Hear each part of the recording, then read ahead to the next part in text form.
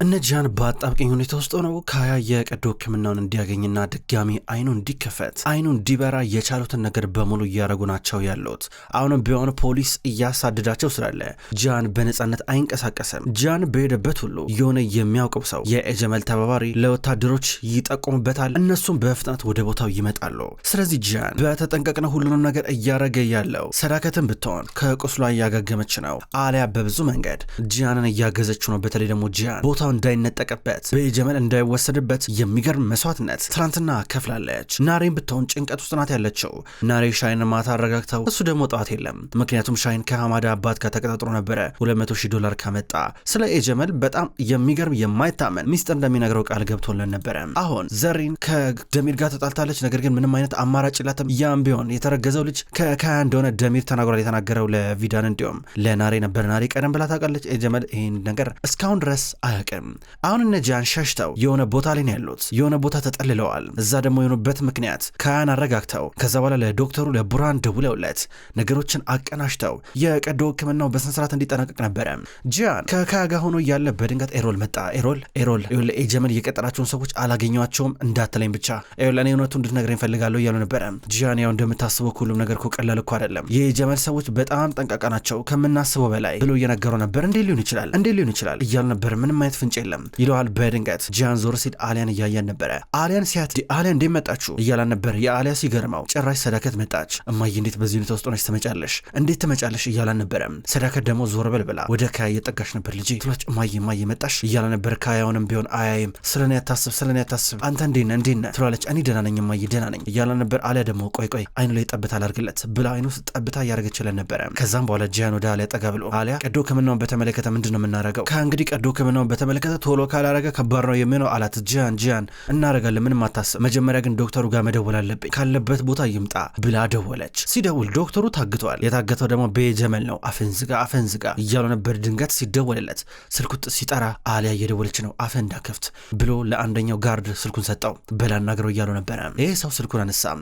አሊያ ሄሎ ትላለች። ሄሎ ስትል ዶክተሩ እየጮኸ ነበር። አፉ ግን በጨርቅ ስለታሰረ ብዙም አይሰማም ነበረ። ኤጀመል ዝም በል እያለ በምልክት እየነገረው ነበረ። ከዛ ስልኩን ያነሳው ሰው ሄሎ አቶ ቡራናውን ቢዚ ነው ማናገር አይችልም እያለ ነበረ። ከዛ አሊያ ቢዚ ነው ማለት ምን ማለት ነው? ጂያን ቡራኑ እኮ የለም አለችው። ምን ማለት ነው እያለ ስልኩን ተቀበለ። ሄሎ እያለ ነበረ። ኤጀመል ከት ብሎ እየሳቀ ነበረ። አናግሩ ይለዋል። ሄሎ ጂያን አልቦራ እንተነ ያው አሁን አቶ ቡራን የለም ቢዚ ነው ከደንበኛ ጋር ያለው ቀዶ ሕክምና እያረገ ነው ያለው እያለ ነበረ። ስልኩን ለኤጀመል ስጠው እያለ ነበር ጂያን። እንዴት ኤጀመል ጂያን ሊያቅበት እንደቻለ ግራ ገባው። ከየተቆንጠነጠ ነበረ። እንዴት ሊሆን እንደቻለ ለማመን እየከበደው ነበረ።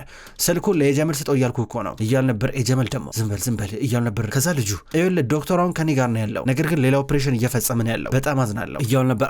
እንደዚህ የሚባል ነገር የለም ስልኩን ለኤጀመል ስጠው ይሏል። ስልኩ ሊዘጋው ነበረ። ሰማይ ኤጀመል የገባበት ገብቻ አገኛለሁ እገላለሁ እያሉ ነበረ። ስልኩ ተዘጋም። ከዛ ኤጀመል ተነቃቢ መሰለኝ በቃ ይህን ሰውዬ እዚህ እንዳትወሽ እኔ ተመልሼ እመጣለሁ ብሎ ኤጀመል እየወጣ ነበረ። ጂያን ደግሞ በአንድ በኩል ኤጀመል ነው እርግጠኛ ነኝ ኤጀመል ነው። ከዚህ ሁሉ ጀርባ ኤጀመል አለበት። ይሄ ሁሉ የሱ ስራ ነው ማላቅበት አስመሰለው እንዴ ማላቅበት አደረገው እንዴ ኤጀመል በጭራሽኛን አይለቀቀንም ይህን ሰውዬ ለአንዴና ለመጨረሻ ጊዜ ገላግለዋለሁ አለና ዞር ብሎ ካያን ተመልክቶ እየሰማኝ ነው ኤጀመልን ይዟለሁ። እሺ ኦፕሬሽን ይፈጸማል፣ ኦፕሬሽን ይካሄዳል፣ በቃ እኔ ልውጣ እያለ ነበረ።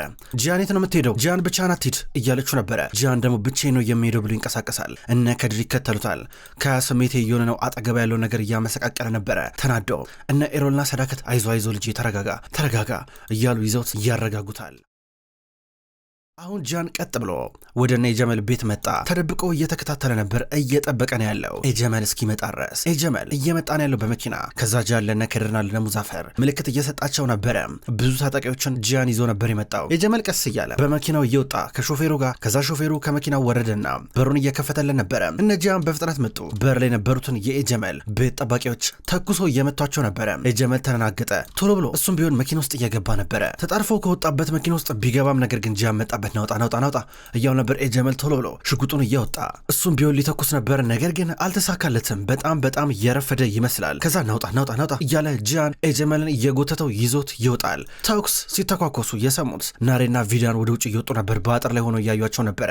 ጂያን ነው ኤጀመልን ጃኬቱን ይዞ እያሯሯጦ ነበርና ሩጥ ይለዋል። ከላይ የሚመለከቱት ደግሞ ናሬና ቪዳን ናቸው። እንዴ ወንድሜ ምን እያረክን ያለው ትላለች። ናሬ መጣን እያለ ነበር። ቪዳን ደግሞ ልቀቀው በፈጣሪ ስም እየለመንኩ ነው ልቀቀው እያለችው ነበረ። ነበረ። ወታደሮች እየመጡ ናቸው። የአምቡላንስ ድምጽ ይሰማል። ጂያን በዚህ ሰዓት ኤጀመልን ይዞት እየሮጠና እያመለጠ ነበረ።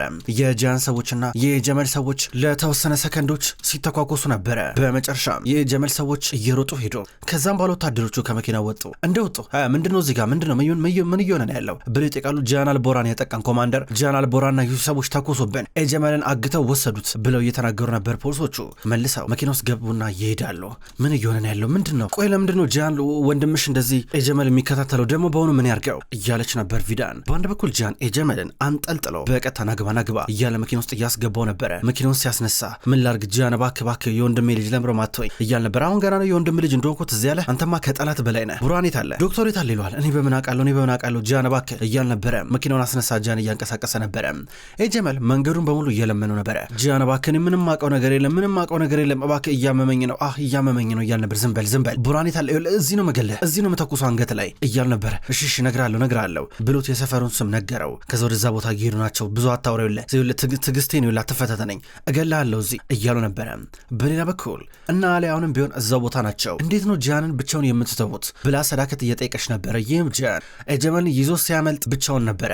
አሁን ሰዳከት እንዴት ብቻውን ሲሆን ዝም ብላችሁት መጣችሁ ብላ ከድርና ሙዛፈርን እየጠየቀቻቸው፣ እነሱ ደግሞ ድንገት ነበር እሱ ኤጀመልን ይዞት የሮጠው። እኛ ደግሞ እዛ ጋር ትንሽ እነሱን መያዝ ነበረብን። ከዛ ጂያን በዚህ ምክንያት ከኛ ሸሸ ይሏታል። ሰዳከት በቃ አሁን እኮ መጨቃጨቅ የለብንም ትላታለች። አይ በጣም ነው የሚያሳፍረው፣ በጣም ያሳፍራል እያለች ነበር። ድንገት ናሬ መጣች። ስትመጣ አንቺ ለምን እስኪ የመጣሽበትን ምክንያት ንገሪኝ፣ ወይስ ሄድሽ ለባልሽ ልትነግሪ ነው እያለች አልነበረ? እንዴ ማየ ምን እያልሽ ነው ያለሽው? አይቼዋለሁ ጂያን ወንድሜ ኤጀመልን ሲያግተው ስትላ ነበር። እና ደስ አለሽ ወይስ የሁሉ ነገር ያንቺ እቅድ ነው ከባልሽ ጋር ያቀርሽው እቅድ ስትላት፣ ኧረ እማዬ እባክሽ ተይ እንደዚያ ይባልም ብላ እየለመነች ነበረ። እሺ ሻሂን የት አለ? በዚህ ምስቀልቀል ባለ ሁኔታ ውስጥ ሻሂን የት እንደጠፋ የሚነግረኝ ሰው አለ? እሱ የት ነው ሄደው? ልጄ ነገርኝ እስኪ የት ነው ሄደው ስትላ ነበር። እኔ እንጂ አላቅም እማዬ አላቅም፣ ጠዋት ስነሳ የለም ነበረ። በእርግጠኝነት ግን ከዚህ ጋር የሚያገናኘው ነገር የለም፣ ይኸውልሽ ሲመጣ ይነግረኛል ስትላ ነበረ። አሊያ ደግሞ በቃ ተጨቃጨቁ ብላ ሁለቱ ልታረጋጋ ትሞክራለች። በአንድ በኩል እሷ ወደ ሻሂን ልትደውል ነው። ሻሂን ቢዚ ነው። ሻሂን ስልኩ አይሰራም። ሻሂን የሐማዳን አባት እየጠበቀው ነበረ። በራ ላይ ሆኖ የተቀጣጠሩበት ቦታ የሐማዳ አባት መጣ። የሐማዳ አባት ከአንደኛው ሾፌር ጋር ሆኖ ገና ከመኪናው ይወርድና እሺ በል ብሩን አመጣ እያሉ ነበር። አባዬ ምን እንዳረገ ነገር መጀመሪያ እያሉ ነበረ። ብሩ የታለ? መጀመሪያ ብሩን አምጣ ይለዋል የሐማዳ አባት። እዛ መኪና ውስጥ ነው ያለው ብሎ ይመልስለታል ሻሂን።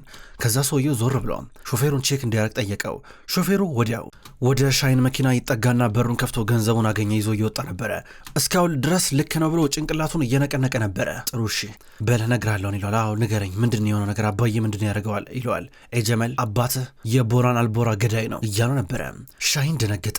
እንዴት ከዚህ ጋር ሊገናኝ ቻለ ራሱ ብሎ ራሱን እየጠየቀ ነበረ። ይሄ ሰውዬ ሲጀመር ማን እንደሆነ አልገባው። እንዴ እሺ ማስረጃ አለ እጅ ላይ? ማስረጃ ነው ፈልገው እያሉ ነበር። አዎ አለኝ ያንተ አባት ኤጀመል ቦራን አልቦራ እንዲገደል ቀጥተኛ ትእዛዝ አስተላልፏል እያሉ ነበር። ሁሉ ነገር እሱ እንዳቀናበረም ነገረው። ሻሂን እየደነገጠ ነበር። በሌላ በኩል ጂያን ኤጀመልን ይዞት ወደ አንድ ቦታ መጣ። ኤጀመል ነበር እዚህ ድረስ እየመራ ያመጣው። ውጣ ከመኪና ውስጥ እያሉ ነበር። የወንድሜ ልጅ እባክህ ተው ግን እንደዚህ አትሁን፣ ተው ግን እንደዚህ አጨክን አጎት ላይ እያሉ ነበር። ዝም በል እባክህ አሁን ገና ነው እንደ አጎቴ እንደሆንክ ትዝ የሚልህ እያለ ውስጥ አስገባው። የሆነ ጭር ያለ ሰፈር ነበረ። በሩን ገንጥሎት እንደገቡ ከቡራን ከዶክተሩ ጀርባ ሌላ ሰው ነበረ። ሽጉጥ ደቅኗል። ሽጉጥን ጣል እያለ ጂያን ያስፈራራል። አለበለዚያ ኤጀመልን እንደሚተኩስበት እያስፈራራ ልጁ ሽጉጣውን አወረደና ቀስ እያለ ሲጠጋ እዛ ጂያን እሱን ለማረጋጋት ሲሞክር ይህን ጊዜ ኤጀመል ሊመታው ሞከረ። ጂያን መታው። በፊት ለፊቱ ጭንቅላቱን ሲመታው ወደቀ። ኤጀመል እየወደቀ ፈጣሪ የዋጋን ይስጥ እያለ ኤጀመል ይራገማል። አንተ ራስ የዋጋን ይስጥ፣ አሁን እዚህ ገላለሁ፣ ማንም አያድን እያሉ ቡራን ውጣ በቃ አንተ መኪና ውስጥ ግባ እያሉ ነበረ። ቡራን ወጣና ተመልሶ መጥቶ ጂያን ፖሊሶች እየመጡ ናቸው፣ ከዚህ ሜዳ አለብን እያለ ነበረ። ከዛ ጂያን አሳያለሁ፣ አንተ አንድ ቀን በኔ እጅ ሰበብ ትሆናለህ፣ በዚህ በገዛ እጄ ነው ነቄ የምገላ አሳያለሁ፣ ጊዜን ጠብቅ ብሎት ሄደ። ኤጀመል በዚህም በዛም አልተሳካለትም። በዚህም በዛም ጂያን እያገኘ እየመታው ፊቱ ብልዝልዝ ብሎ እየደማማ ነበረ። ጂያን ቶሎ ብሎ መኪና ውስጥ ገባ። ከቡራን ጋር በፍጥነት እየተንቀሳቀሱ ናቸው ያሉት። ከዛ ጂያን ቡራንን ሌላ ቦታ ደረሰውና እሱ እናቱ ወንድሙ እህቱ ወዳሉበት ቦታ መጣ እና አሊያ ወዳሉበት ቦታ እየመጣ አሊያ ስታየው ጂያን እንዴት ብቻህን ትሄዳለህ እያለችው ነበረ። ዋናው ነገር አይደለም፣ ዋናው ነገር ዶክተሩን አግኝቼዋለሁ። በመጨረሻም ዶክተሩ ካያን ሰርጀሪ እንደሚሰራው ነግሮኛል እና ለሱ የሚሆን ቦታ እያመቻቸን ላይ ነው እያለ ተናገረ። ሁሉም ደስ አላቸው። ካያ በመጨረሻም ሰርጀሪ ልታደርግ ነው ይሉታል። ካያም ደስ አለው። አዎ በፈጣሪ ፍቃድ አይኔን ከፍታለሁ ማየት እችላለሁ በመጨረሻም ወንድም ያመሰግናለሁ እያሉ ነበር። አዎ ማየት ትችላለህ ከዚህ በኋላ ይዞ እያሉ ነበረ። ኤጀመል ተጠፍጥፎ መጣ ቤት ፊቱ እንደደማማ መጣና ሶፋ ላይ ተቀመጠ። በር አካባቢ ላይ ነበረ። ቪዳን ደግሞ ጃን ምንድነው ያረገ? ቆይ ለምንድነው እንደዚህ የሚያረግ? እሱ ለምንድነው ይወሰዳለችው? ምን አቅለታለሁ? ሰይጣን ነው እሱ፣ ሰው አይደለም። እንደውም ፖሊሶች ወታደሮች ድንገት ባይመጡ ኖሮ ከዛ ቤት ውስጥ ሬሴ ነበር የሚጎተተው። አረ ሰይጣን ነው እያለ ነበረ። ከዛ ቪዳን መቼስ ጃን ያለ ምክንያት እንደዚህ አያረግም የሚል ሐሳብ አላት። ተመልከተኝ እስኪ ተመልከተኝ፣ ምንረዋ ምን ትንሸዋረረው? አይነን ቀና አርግና ነኝ ተመልከት። ናሬ ደውላልኝ ነበረ። የካያን ሊያከመው የነበረውን ዶክተር አንተ እንዳገትከው ነገረች። ልክ ነው እንዴ? አንተ ካያ አይኑን እንዲገልጥ አትፈልግም እንዴ? ካያ አይኑን እንዲታወር ትፈልጋለህ ማለት ነው አለችው። ታዲያ ድሮንስ እንዴ ይፈልጋለሁ እንዴ አላት። ፈጣሪው እውነት አይደለም በለኝ፣ ምን አይነት ነገር ነው? እንዴት ነስ ጨካኝ ትሆናለህ አለችው። እንዴት ነው ጨካኝ ማለት ነው ብሎ እየተመለከታን ነበረ። ከዛም በኋላ በጣም ግን ያሳዝናል። ግን እኮ ኃጢአት እኮ ነው፣ በደል እኮ ነው፣ ግፍ እኮ ነው። ይሄን ነገር አላረኩም አይደለ?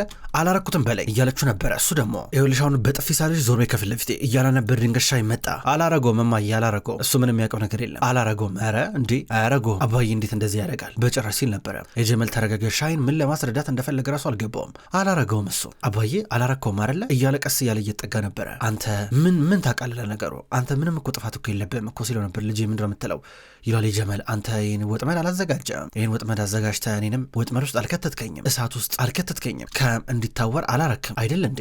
አንተ እኮ ምንም እኮ እዚህ ጋር እኮ የምታውቀው ነገር እኮ የለም። እነጃን ፖሊሶች እንዲያሯሩጣቸው አድርገህ ፖሊስ ላይ አልተኮስክም ሰዎችን ቀጥረ አይደል እንዴ ይለዋል። የጀመል ዞር እያለ ነበረ። ምክንያቱም ሻይን እያሾፈበት ነበረ። ቦራንንም አልገደልኮ አለ። ቪዳን ገብቷታል እንዴ ብላ ደንግጣ እሱን አየችው። እሺ አሁን ደግሞ ምንድን ነው የምታወራው? ምርስ ስሜት የማይስ ነገር የምታወራው? ይሄ ቦራን የሚባለው ጉዳይ ደግሞ ከየት መጣ ብሎ ይጠይቀው ነበረ። ኬትም አባዬ ኬትም ሁል ጊዜ ውስጤ ይጠይቀኝ ነበር። ሁል ጊዜ ውስጤ ጥያቄ ነበረ። ማን ሊሆን ይችላል የቦራን ገዳይ ብዬ ራሴን ጠይቅ ነበረ ሁል ጊዜ።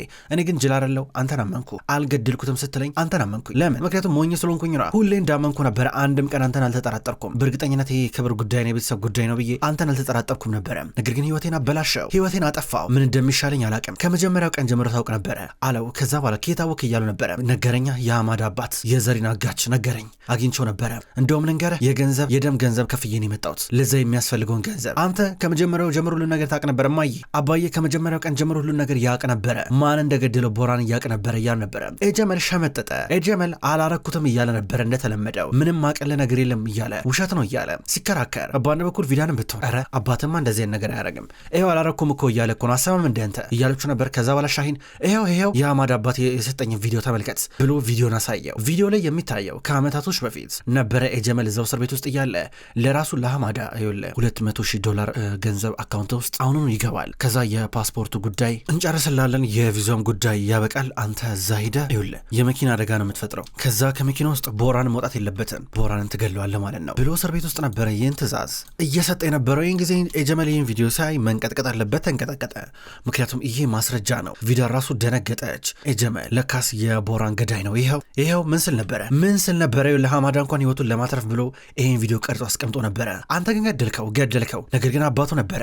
አባቱ ባለፈው ደግሞ ዘሬንን አገታት። ጃንና ካያኮ እየጮሁብኝ እኮ ነበረ እኮ አባት ገዳይ ነው፣ አባት የቦራን ገዳይ ነው ብለው እየጠየቁኝ እኮ ነበረ። እኔ ግን አልሰማቸውም ነበረ። በጣም የሚያሳዝን ነገር ነው። ይህን የመሰለ ወንጀል የፈጸመ ሰው አጠገቤ አስቀምጬ አባቴ ንጹህ ነው፣ ቦራን አልገደለውም ምናምን ነገር ስል ነበረ። እኔ ግን ራሴን እያታልኩኝ ነበረ። ይኸውልህ አሁን አባዬ አንድ ነገር ስማ፣ ምልህን ነገር ሰማኝ። ይኸውልህ አሁኑኑ ሄደህ ፖሊስ ጣቢያ ማለት ነው ትናገራለህ እያሉ ነበረ። ከዛም በኋላ ኤጀመል አምጣ ብሎ ከስልኩ ቪዲዮ ሊቀበለው ነበረ። ሻይን ሽጉጥ ደቀነበት። እዚህ ነው ምገለህ እያሉ ነበረ። ቪዳን ደግሞ ተው ሻይን አባትህ ነው፣ ተው ምንም ቢሆን አባትህ ነው እያለችው ነበረ። ይሄ ሰው ወንድሜን ገሎብኛል፣ ምንም ልዩነት ምንም ለውጥ የለውም፣ ፊት ለፊት የቆመው ሰው ነፍሰ ገዳይ ነው ገላለሁ እያለ ሊተኩስ እያለ፣ ነገር ግን ቪዳን በጣም እየለመነችው ነበረ። አሁኑኑ ትሄዳለህ ፖሊስ ጣቢያ እውነቱን ትናገራለህ። በተለይ ደግሞ እነዛ ተኳሾች ሄደው እውነቱን ይናገራሉ። እኔ ነኝ የቀጠርኳቸው ትላለህ። ራሳቸው ሄደው ራሳቸው እጃቸውን ይሰጣሉ። ከዚህ በኋላ ጂያንም ቢሆን ካያም ቢሆን ማንም ሰው እዛ ውስጥ ያለ ሰው በሙሉ ፖሊስ እንዲያሳድደው አልፈልግም ሰማላ አይደለ ይለዋል። ኤጀመል ዝም ብሎ ብቻ እየተርበተበተ ቀና ብሎ ይመለከተዋል። በአሁኑ በቀላሉ እንላቀቅም ኤጀመል አሳያለሁ እያሉ ነበረ። ሻይን እየወጣ ነው ያለው። ቪዳንን ብትሆን ልጇ ልትከተላለችና ፈጥኖ ራመድ እያለ ርቋት ሄደ። ከዛ እሷ በርጋ ተቀምጣ እያለቀሰች ነበረ። ሻይን ይህንን ጸጸት እንዴት ብሎ እንደሚሸከመውና እንዴት ብሎ እንደሚቋቋመው ግራ ገባው። ከአቅሙ በላይ ሆነበት። ምንድነው የማረገው ፈጣሪ ብሎ ራሱን እየጠየቀ ነው ያለው። ቀጥታ የመጣው ወደ በራ ነበረ። መኪናውን አቆመ። ከመኪና ውስጥ ወጣ። ቁጭ ብሎ እያለቀሰ ነበረ። እንዴት አድርጎ ቢያንስ ናሬንን ይቅርታ እንኳን እንደሚጠይቃት ግራ ገባው። እንዴት አድርጎ የናሬን አይን እንደሚመለከት፣ እንዴት አድርጎ እነ ጃን እንደሚቀርባቸው ሁሉ ግራ ገባው። በአንድ በኩል ናሬ ደግሞ ከወንድሟና ከእናቷ ጋር ነበረች አብራ። ከዛ ድንገት ስልኳ ጮኸ። ልታነሳ ልታነሳው ፈልጋለች። ከዛም በኋላ ልትሄድ ስትል ወዴት ነው ብላ ሰዳከት ስጠይቃት ምንም እጄ ልታጠብ መጣው ብላ ናሬ እየወጣች ነበረ። ሻሂን እንዴት ነው የጠፍተ ነው አለችው። ናሬ ተመልሻለሁ። ናሬ ካያ እንዴት ነው አላት። ደህና ነው በሳተቶች ውስጥ ሰርጀሪ ያደርጋል ላይ ነው አለችው። ናሬ የት ነው ያላችሁት እባክሽ መምጣት ፈልጋለሁ አላት። ሻሂን በጣም ይቅርታ አሁን ያለንበት ቦታ በጣም ሪስክ አለው እና ያው ተስፋ እያጣን ነው ሁኔታው በጣም አስቸጋሪ ነው አለችው። እኮ የት እንዳላችሁ ንገረኛ ይላታል። እኔ ነኝ ከዚህ ሁሉ ጀርባ ያለሁት የት ነው ያላችሁት ንገረኝ አላት። እባክህ ልስማኝ አንተ ለምንም ነገር ተወቃሽ አይደለም ስማኝ አንድ ጊዜ ሻሂን እሺ ስማ ይህ ሁሉ ነገር የሆነው በአባተ ምክንያት ነው ሻሂን እባክህ ራስን አትውቀስ አለችው። የት እንዳላችሁ አትነግሪኝም አላት። ጂያንንም ካያንም ማየት እፈልጋለሁ አላት። እሷ ደግሞ አሁን ያለንበት ሁኔታ ጥሩ አይደለም ሻሂን ሪስክ አለው ሰው ሊከታተል ይችላል ፖሊሶች ሊከታተሉ ይችላሉ በአሁኑ ሌላ ነገር ውስጥ ከገባን አንወጣም በጣም ከባድ ነው የሚሆነው አለችው። አታምኚኝም አይደል እኔ ማመን አቆምሻል አላት። አረ ለዛ አይደለም ሻሂን ስለማላምና አይደለም እንደዛ ብላ አታስብ እንዴት እንደዚህ ታስባለህ ግን በቃ ስለማይመች ነው ቦታ አለችው። ልክ ነሽ እኔንማ ማመን የለብሽም ግን ለመጨረሻ ጊዜ አንድ ጊዜ እንኳን እመኚኝ ናሬ እውነቴን ነው ምልሽ እንዲቆጭሽ አላረገሽም ለመጨረሻ ጊዜ አንድ ጊዜ ብቻ እንኳን እመኚኝ እያላት እንደሚያፈቅራት ነገራት። እሷም እንደምታፈቅረው እየነገረችው ነው። ስልኩ ተቋረጠ። ናሬ ያሉበትን ቦታ የነገረችው ይመስላል። ከተወሰኑ ደቂቃዎች በኋላ ሁሉም ሰብሰብ ብለው ከቦታው ሊሄዱ ናቸው። እነ ናሬ ከአንድ ገፍ አድርገውት መኪና ውስጥ እያስገቡ ናቸው። ከሳተቶች በኋላ ሰርጀሪውን ያረጋል። በድንገት ሻሂን እየመጣ ነበረ ከመኪናው እየወጣ ይኸውላችሁ ማን የነገረው እዚህ እንዳለን ብላ ሰዳከት ትጨዋለች። ከዛ ሻሂን ከመኪናው እንደወጣ ካየት አለ ካያን አምጡት ካየት አለ እያል ነበረ። ብሎ ይጨዋል። እሱን ማየት አለብኝ እያለ ነበረ። ሻሂን ተረጋጋዩ ለምንም ነገር የለም እያለች ናሬ ስትለምነው ሰዳከት ደግሞ እዩት ሊጠቁምብን መጣ ለፖሊሶች አሁንም ቢሆን ላይላችሁ ሊያስገድለን ሰውዬ እያለች ነበር ሰዳከት። ከመኪና ውስጥ ወጣ። ሲወጣ ካያ ወንድሜ ካያ ይቅር በለኝ ሁላ ነገር የሆነው በእኔ ምክንያት ነው በጣም ይቅርታ እያለ ነበረ። ተኩሱብኝ እያለ ነበረ። ሽጉጥ አውጣና ተኩሱብኝ እኔ ነኝ እንደዚህ ያረኩት እያለ ሲናገር አዎ ተኩሱበት ይሄ እባብ ነው ግደሉ ጭንቅላቱን በሉና ብላ ደግሞ ሰዳከት ትጮኻለች። ናሬ ደግሞ እባክታው እያለችው ስትለምነው እሱ ጨራሽ ሽጉጥ አወጣና ጭንቅላቱ ላይ ደቅ ነው ይኸውላችሁ እኔ አብቅቶልኛል በቃ ከዚህ በኋላ ይኸውላችሁ ግን ይቅር በሉኝ በቃ ባካችሁ ይቅር በሉኝ ይሄ ሁሉ ነገር የሆነው በእኔ ምክንያት ነው ባካችሁ ይቅር በሉኝ አባቴም ነፍሰ ገዳይ ነው ቦራ እንዲገደል ያረገው እሱ ነው ብሎ ሲናገር ይሄው ምን ብዬ ነበር ምን ስል ነበረ ብላ ሰዳከት ትጮኻለች። ሻሂን አምርሯል። ጭንቅላቱ ላይ ሽጉጡን ደቅ ነው ራሴን አጠፋለሁ ሲል በአንድ በኩል ናሬ እግሩ ላይ ወድቃ እየለመነችው ሻሂን ደግሞ ናሬ ይቅር በይኝ እባክሽ ይቅር በይ እያለ እየተናገረ ሽጉጡን ወደ ደረቱ እያስጠጋ በአንድ በኩል ጂያን እየታገለው ነበር እንዳይተኮስ ጂያን እየታገለው እንደምንም ብሎ ሻሂን ጂያንን ገፈታሮና የራሱ የገዛ ልብ ላይ እየተኮሰ ነበረ። እዛው ነበረ በአንድ ጊዜ የወደቀው ሻሂን የሞተ ይመስላል። በአንድ በኩል ናሬ እያለቀሰች ወደሱ እየጠጋች ኧረ አምቡላንስ የት ነው ብላ እየተጣራች ነበረ። ክቡራን ተመልካቾች እንኳን ወደ ቅጠል ቲቪ ዩቲዩብ ቻናል በሰላም መጣችሁ። በዛሬው ዕለት ዘውድ የተሰኘውን ድራማ ተመልክተናል። ተመልካቾች እንደተመለከታችሁት ዘውድ ድራማ ምዕራፍ 2 በዚህ መልኩ ይቀጥላል። በቅጠል ቲቪ ዩቲዩብ ቻናል በተመሳሳይ አቀራረብ በቪዲዮ በአቀራረቤ ላይ አስተያየታችሁን ያላችሁን ኮሜንት በሙሉ ኮሜንት መስጫ ስር እንድጽፉልኝ በትህትና ጠይቃለሁ። ቪዲዮቼ ወደ እናንተ ዘውትር ሲደርሱ ላይክ እንድታደርጉም የምጠይቅ ይሆናል። ተመልካቾች በዘውድ ድራማ በተጨማሪ ማለትም ዘውድ ድራማ በማይቀርብበት ቀናቶች ስውር እጅ ወደ እናንተ የሚደርስ ይሆናል። ሁለቱ ድራማዎች እንድትከታተሉ ጠይቃለሁ። በቀጣይ በአዳዲስ ቪዲዮዎች እስከምንገናኝ ድረስ በያላችሁበት መልካም ቆይታ ይሆን።